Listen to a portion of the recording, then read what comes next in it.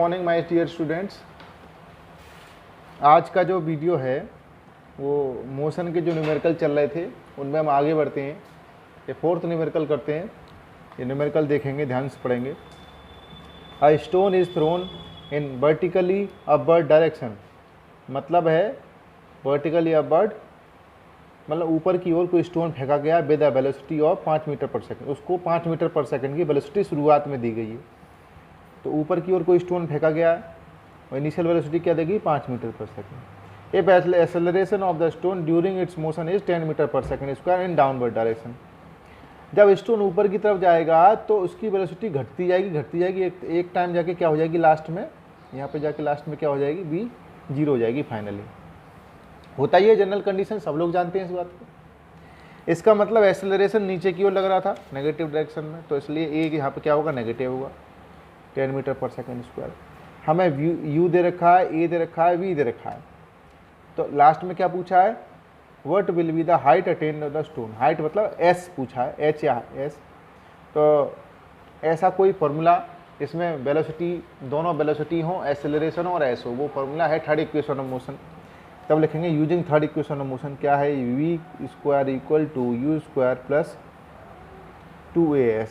B की value 0 का square, u की वैल्यू 5 का square into plus 2 into a की वैल्यू -10 और s हमें निकालना ही है। तो ये हो जाएगा 0 इक्वल टू 25 माइनस 20s। इसे इधर ले लेंगे, 20s equal to 25, s equal to 25/20। ये हाइट अटेंड आ जाएगी, कितनी हाइट तक, क्योंकि हाइट का मतलब है यहाँ डिस्टेंस कितनी चला है ऑब्जेक्ट। आ रही बात समझ मेरे बच्चों। तो एस आ जाएगा यहाँ पे 1.25 मीटर। अब पूछ रहा है कि ये हाइट को अटेंड करने में what will be the height attend by the stone and how much time will it take to reach there. कितना टाइम लगा होगा उनको इतनी हाइट तक पहुँचने में। तो v इक्वल टू, तो हम लिखेंगे यूजिंग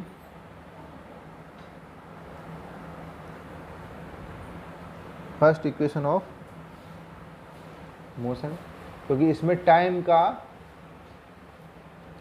होता है। तो v equal to u plus 80, all values लिख देंगे। v इक्वल टू 5 प्लस -5 इंटू टी, -10। ए की वैल्यू कितनी है, 10 है माइनस। तो हो जाएगा 0 इक्वल टू 5 माइनस 10t, इधर 10t इक्वल टू 5 और t equal to 5/10, that is 0.5 second. समझ में आ रहा, ठीक है। अगर कहीं समझ में नहीं आया हो तो फिर से एक और बार पीछे जाके देख सकते हैं। अगले क्वेश्चन पर चलते हैं।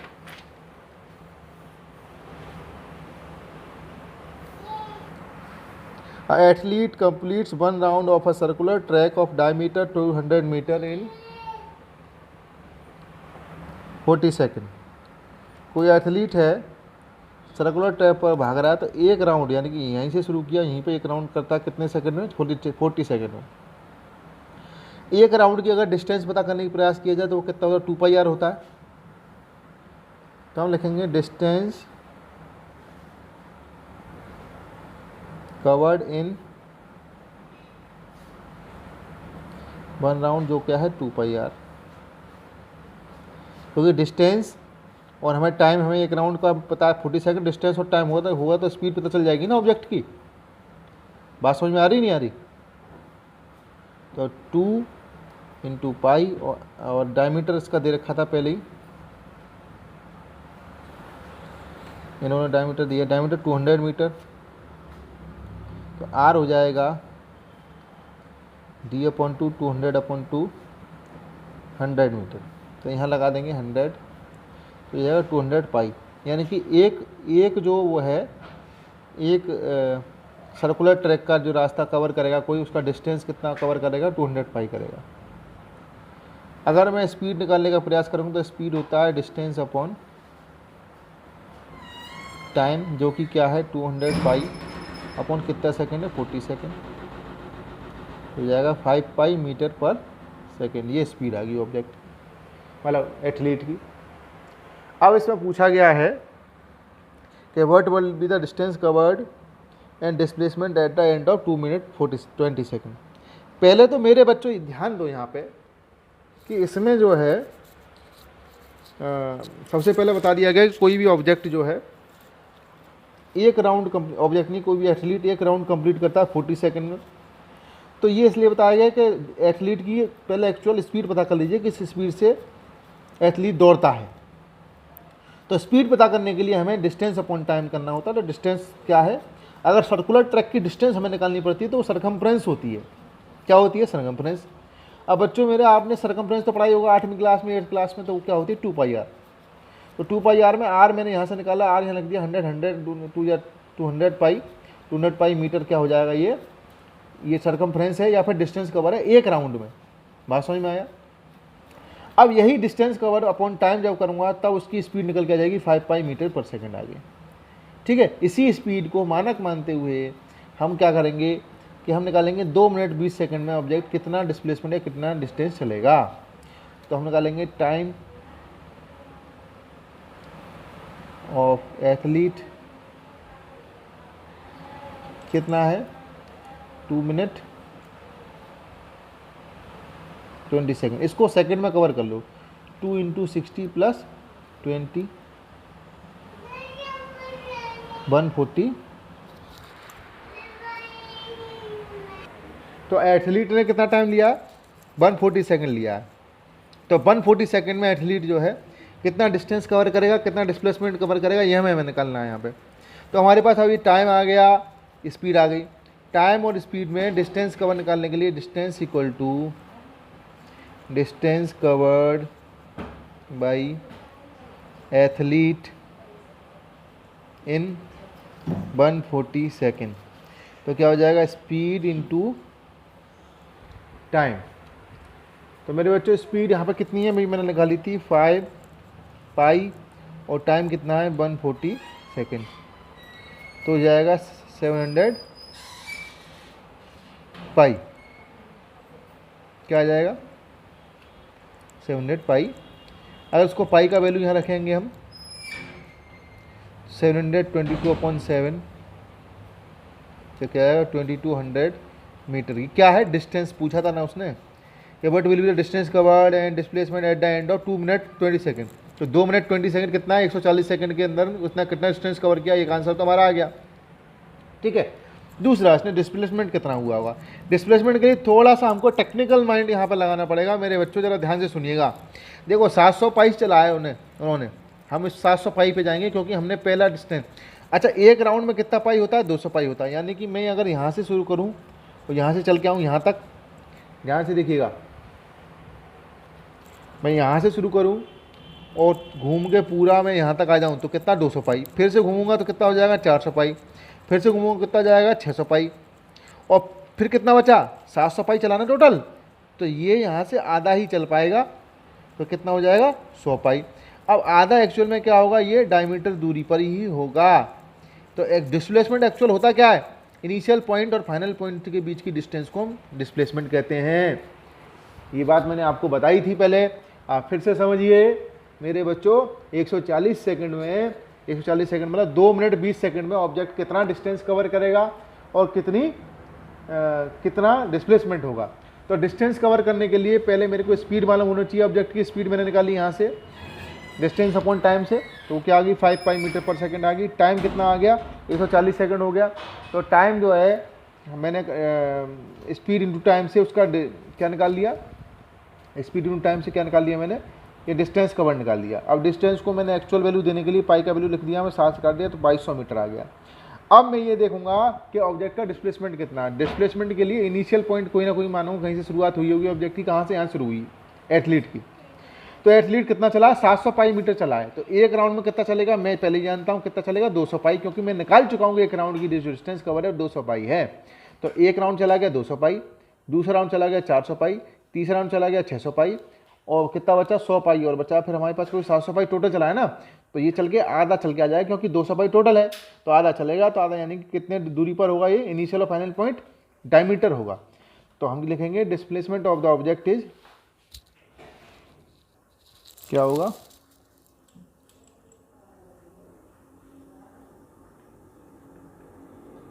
ऑफ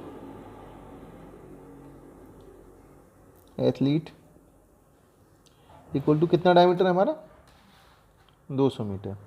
ये दो आंसर हैं हमारे, ठीक है।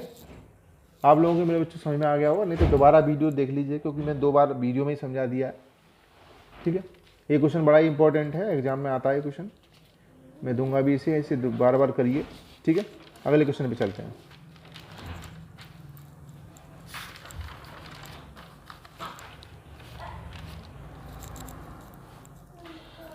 ए car is gently dropped at from a height, a car नहीं है, ए ऑब्जेक्ट लिख लीजिए, कोई ऑब्जेक्ट होगा यहाँ पे,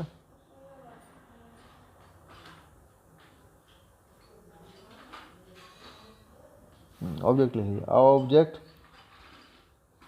इज जेंटली ड्रॉप्ड यानी कहीं से पकड़ के छोड़ दिया नीचे की तरफ ऑब्जेक्ट को, ठीक है। तो जब पकड़ के छोड़ा है तो इनिशियल वेलोसिटी कितनी होगी बच्चों, 0 होगी। कितने हाइट से छोड़ा है, ग्राउंड से हाइट कितनी है इसकी 20 मीटर है, लिखा हुआ है। तो ऑब्जेक्ट जो है, ऑब्जेक्ट की हाइट कितनी है 20 मीटर है, ठीक है। तो क्या कहा गया आगे, उसके बाद पढ़ते हैं आगे। इट्स वेलोसिटी इंक्रीजेज यूनिफॉर्म, जब ऊपर से छोड़ा जाएगा वेलोसिटी तो इंक्रीज होगी धीमे धीमे करके at the rate of 10 metre per second square. Acceleration नीचे की ओर कितना है 10 मीटर पर सेकंड स्क्वायर, ठीक है। What will be the with what velocity will it strike the ground, कितनी वेलोसिटी से नीचे ये स्ट्राइक करेगा, यानी कि फाइनली जब ग्राउंड पे जब पहुंचेगा तो यहाँ कितनी हो जाएगी v वेलोसिटी हो जाएगी, तो वो कितनी होगी हमें ये पता करना है। तो मेरे बच्चों एक जिसमें ऐसा फार्मूला या ऐसी इक्वेशन या ऐसा फार्मूला जिसमें जो है फाइनल वेलोसिटी हो, इसमें s हो डिस्टेंस और u हो, वो है थर्ड इक्वेशन ऑफ मोशन। तो मैं लिखूंगा using third equation of motion, v square equal to u square plus 2as। V मुझे मालूम करना ही है, यू मेरे पास है 0 का स्क्वायर, 2 जो है a की वैल्यू है 10 इंटू एस की वैल्यू है 20 मीटर, ठीक है। तो v square equal to 0 plus 2 10 या 20, तो ये हो जाएगा ये 400। तो v इक्वल टू 400 का अंडर रूट निकालूंगा तो v इक्वल टू क्या जाएगा 20 मीटर पर सेकेंड। तो हमें फाइनल वेलोसिटी क्या आई मेरे बच्चों यहाँ पे 20 मीटर पर सेकेंड। आगे इसमें बोला गया है after what time will it strike the ground, कितने टाइम बाद ये ग्राउंड पर स्ट्राइक करेगा। तो टाइम वाला जो ऐसा फॉर्मूला या इक्वेशन वो कौन सी है, दो इक्वेशन है, s equal to u t plus half a t square या फिर v equal to u plus a t. तो मैं लिखूंगा यूजिंग, जितने भी क्वेश्चन है ना इक्वेशन ऑफ मोशन पर आधारित है, यूजिंग फर्स्ट इक्वेशन ऑफ मोशन। फिर बस हमें ये दिमाग लगाना क्या दे रखा, क्या पूछा और ऐसा कौन सा इक्वेशन होगा जिसमें सारी चीज़ें हैं। तो v equal to u plus a t, देखो b मेरे पास है ही, अभी निकाला मैंने 20, u 0 है, a की वैल्यू कितनी है 10 मीटर पर सेकेंड स्क्वायर और t कितना है टाइम तो निकालना है ना अभी, ठीक है। तो 20 equal to 20 upon 10 equal to t, तो t इक्वल टू हो जाएगा 2 सेकेंड। तो मेरे बच्चों t कितना आया 2 सेकेंड आ गया। आप लोग फिर से समझें तो फिर आप दोबारा इसे वीडियो पीछे करके देख सकते हैं, ठीक है।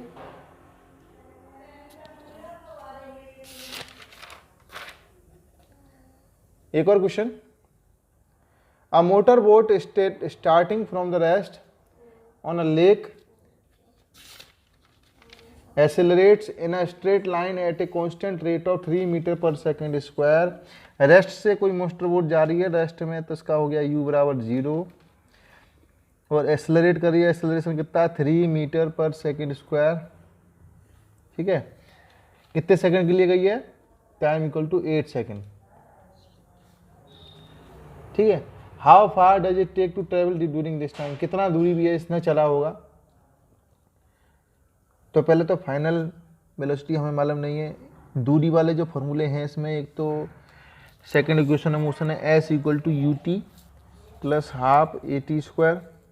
ठीक है, तो उसी को यूज कर लेते हैं, using second equation of motion. वैसे भी एक भी क्वेश्चन में अभी तक यूज नहीं किया इसको हमने। S equal to u t plus half a t square, S तो हमें निकालना ही है, यू यानी कि 0 into t plus half into a की वैल्यू 3 और टी का स्क्वायर यानी कि 8 का स्क्वायर। तो एस इक्वल टू, ये तो 0 हो जाएगा term, plus half into 3, 8 into 8, 2 4 जा 8,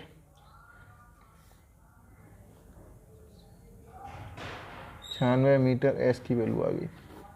ठीक है मेरे बच्चों, तो मुझे लगता है आप लोगों के क्वेश्चन अच्छी तरह समझ में आ गए होंगे सारे। नहीं आए हो तो आप दोबारा वीडियो कर सकते हैं, कमेंट में पूछ सकते हैं, व्हाट्सअप में पूछ सकते हैं कि क्वेश्चन नंबर ये सर प्लीज़ मेरे को यहाँ समझ में नहीं आया। आप क्वेश्चन इनको अपनी फेयर कॉपी बता रही है। ठीक है, थैंक यू वेरी मच।